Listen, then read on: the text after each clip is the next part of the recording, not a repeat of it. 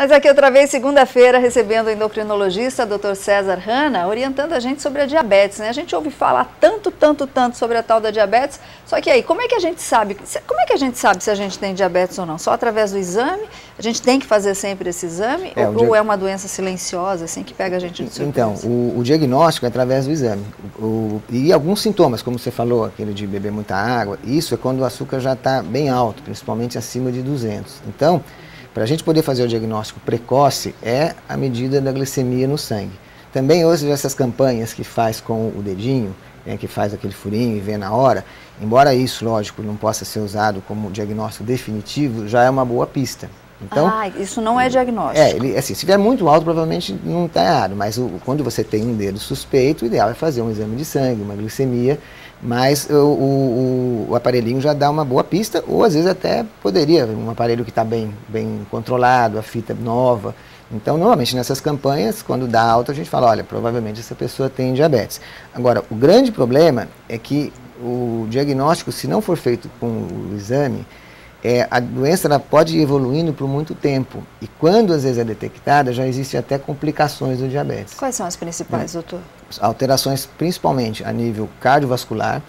A gente sabe que mais de 70% das pessoas que têm doença do coração, como infarto, tem ou diabetes ou seria o pré-diabetes, a pessoa já com a glicemia se elevando. Aí também problemas renais, que são importantes, o problema de insuficiência renal, a maior causa de insuficiência renal no Brasil depois da hipertensão é o diabetes. Problema de vista. Eu tenho um amigo que perdeu a visão. A retinopatia diabética, que é uma alteração na circulação da retina, que pode perder a lesão.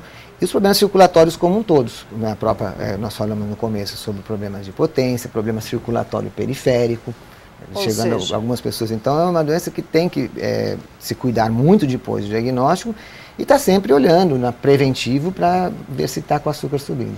E se engana que só dá em adulto ou idoso, viu? O doutor César estava contando um caso aí de criança, daqui a pouquinho a gente divide essa história com você. Vamos atender mais uma pessoa? Alô, boa tarde. Alô, boa tarde. Quem fala com a gente? É o Fernando. Tudo bom, Fernando? Tudo bem. Diga lá, querido. Então, o meu caso é o inverso. Eu tenho açúcar baixo, hipoglicemia reativa.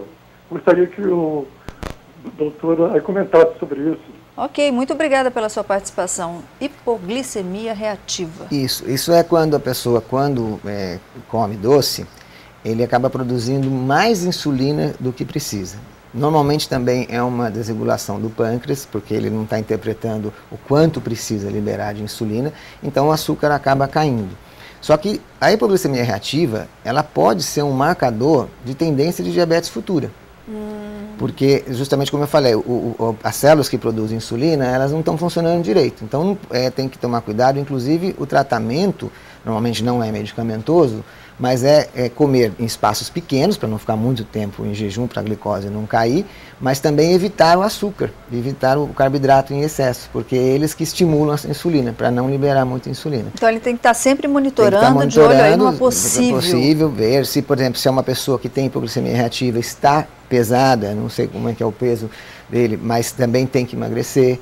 Então é ficar vigiando e, na verdade, fazer um controle da alimentação, que aí fica tranquilo. Ok.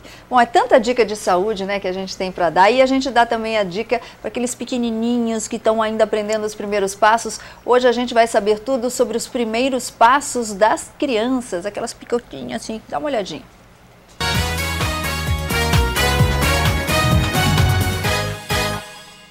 Boa tarde, amigos da Band. Hoje eu vou falar para vocês sobre os primeiros passos da criança.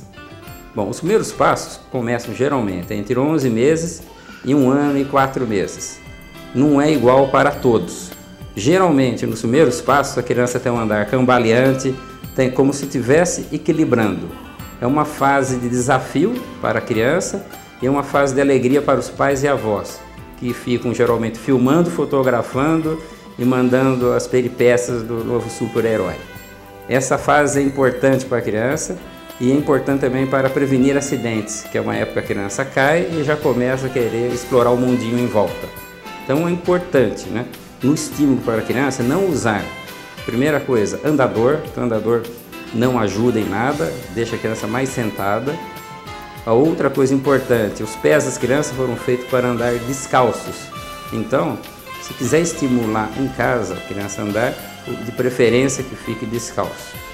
A criança, até 1 ano de idade, provavelmente já passou no seu pediatra e ele já deve ter visto, caso tenha algum problema ortopédico ou neurológico que impeça a criança de andar, já deve chegar nessa idade já com um diagnóstico e não descobrir nessa fase. Porque muitas vezes o atraso da marcha da criança pode estar ligado com algum problema neurológico, de maturação neurológica, algumas doenças, ou também algum problema ortopédico, que nesse caso deve ser avaliado pelo profissional competente. Caso a criança vá andar num lugar que não tem uma boa higiene, na rua, alguma coisa, de preferência sapatos leves, tipo tênis, e que seja bem colocado e fixo no pé da criança. E é uma fase de aprendizado e alegria, então aproveitem.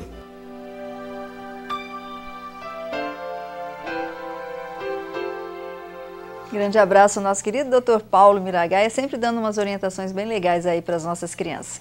Dr. César continua aqui, estou cheio de perguntas aí sobre diabetes. E você? Liga para cá se tiver alguma dúvida, tá? A gente vai fazer só mais uma paradinha aqui no Falando Nisso e ó, pum, rapidinho a gente está de volta.